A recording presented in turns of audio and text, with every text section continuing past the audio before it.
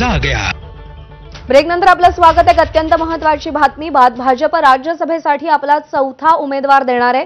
चौथ्या उमेदवारामुळे काँग्रेसची राज्यसभेची एक जागा अडचणीत येण्याची शक्यता आहे। चव्हाणांच्या भाजप प्रवेशानं काँग्रेसचं समीकरण काहीसं बिघडतंय, भाजपचं समीकरण काहीसं बदलतंय। मात्र राज्यसभेमध्ये भाजप आपला चौथा उमेदवार रिंगणामध्ये उतरवणार असल्यानं काँग्रेसचा उमेदवार अडचणीत येण्याची शक्यता आहे।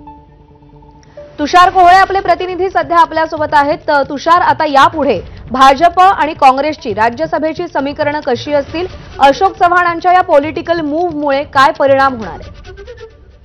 प्रज्ञा, निश्चितच मोठी घडामोड सध्या महाराष्ट्राच्या राजकारणामध्ये आपल्याला पाहायला मिळत आहे। आपण जर का विधानसभेच्या एकूण आमदारांची जर संख्या बघितली तर ती सध्या 284 आहे। कारण की 2 आमदारांचं निधन झालं, त्यामध्ये अनिल बाबर आणि गोवर्धन शर्मा आहे आणि अशोक चव्हाण यांनी राजीनामा दिला आणि सुनील केदार यांची आमदारकी रद्द झाली। त्यामुळे एकूण आमदारांची जी संख्या आता विधानसभेमध्ये आपल्याला पाहायला मिळते ती 284 आहे।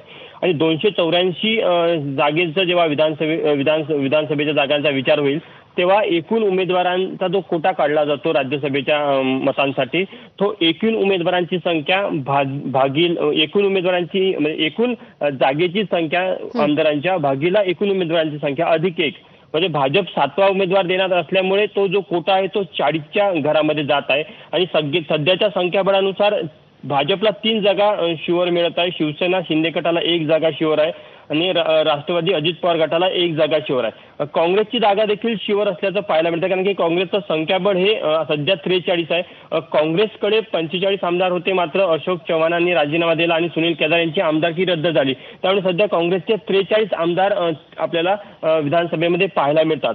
मात्र अशोक चव्हाण यांनी भाजपमध्ये प्रवेश केल्यानंतर समीकरण बिघडण्याची शक्यता आहे, कारण की नांदेड जिल्ह्यातच त्यांचे 3 हक्काचे आमदार आहे।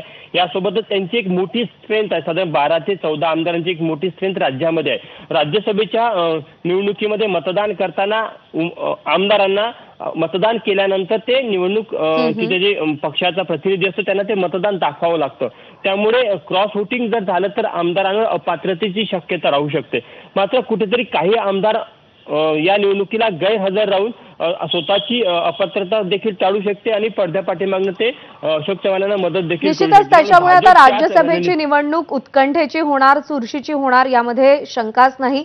याआधी सुद्धा भाजपनं राज्यसभेची हीच निवडणूक अत्यंत चुरशीची केलेली होती। या निवडणुकीमध्ये सुद्धा तसंच काहीसं चित्र पाहायला मिळेल। सुशांत, धन्यवाद दिलेल्या माहितीसाठी। पुढची बातमी पाहूया। काँग्रेसचे प्रदेशाध्यक्ष